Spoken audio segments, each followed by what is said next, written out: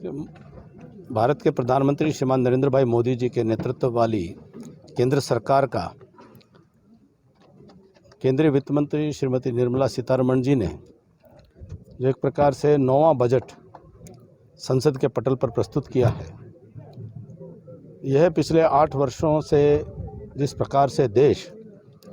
आर्थिक तौर पर मजबूत हो रहा है, पूरी दुनिया के अंदर आज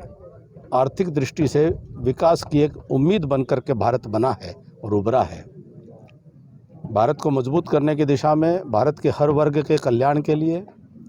एक ऐतिहासिक बजट प्रस्तुत हुआ है और हमें बड़ा गर्व और खुशी इस बात की है कि नरेंद्र मोदी जी के नेतृत्व में भारत उदय के काल के न केवल हम साक्षी हैं, बल्कि छोटा सा गिलहरी योगदान भी एक पार्टी के कार्यकर्ता के नाते, देश के सिपाही के नाते देने का हमें मौका मिल रहा है। इस केंद्रीय बजट में भारत के भविष्य को लेकर के जो संकल्प किए गए हैं, वह निश्चित तौर पर भारत को जो इंडिया एट 100, भारत जब 100 वर्ष का पूरे करेगा आज़ादी के, तो ये आज़ादी के अमृत काल का पहला बजट है और 100 वर्ष पर भारत किस स्थिति में होगा, दुनिया के विकसित राष्ट्रों की श्रेणी में खड़ा होगा, अग्रणी राष्ट्र होगा, मजबूत अर्थव्यवस्था के साथ दुनिया का नेतृत्व करने का काम करेगा, ऐसा संकल्प लिया गया है। 140 करोड़ लोगों के कल्याण हेतु, गरीब के कल्याण के लिए, किसान और मजदूर के कल्याण के लिए अनेकों योजनाएं इसके अंदर रखी गई हैं। देश को सैन्य दृष्टि से मजबूत करने के लिए सैन्य नए उपकरण और आधुनिकीकरण करने के लिए बजट के प्रावधान किए गए हैं। वहीं जो छोटा व्यापारी उद्यमी है, उसको करों में बड़ी राहत दी गई हैं और हर आम करदाता को इस बजट के माध्यम से राहत देने का काम किया है। तो मैं समझता हूं कि भारत के आर्थिक उत्थान के लिए और आर्थिक वृद्धि के लिए ये बजट एक मील का पत्थर बजट साबित होगा।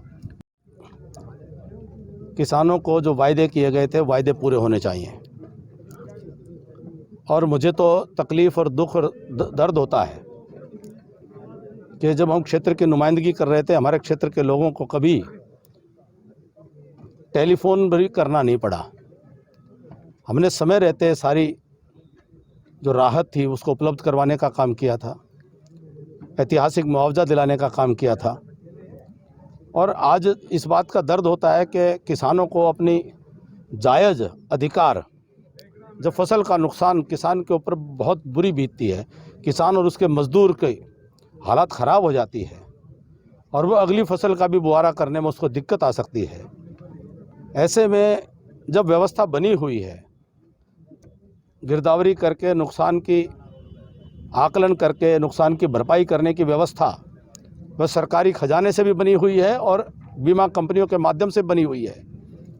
केंद्र सरकार की और राज्य सरकार की योजनाओं के माध्यम से बनी हुई है।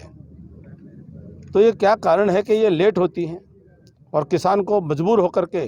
अपनी आवाज़ बुलंद करनी पड़ती है। तो ऐसे कोई भी किसान है जिसको उसकी फसल के नुकसान का मुआवजा नहीं मिला, हमारी हमदर्दी उनके साथ है और हम उम्मीद करेंगे कि प्रशासनिक अधिकारी अपनी जिम्मेदारी को समझें और जल्द से जल्द जो केंद्र और राज्य सरकार की नीतियों और व्यवस्थाओं के तहत वह किसानों को राहत देने का काम करें और सरकार इसको संज्ञान में ले। जी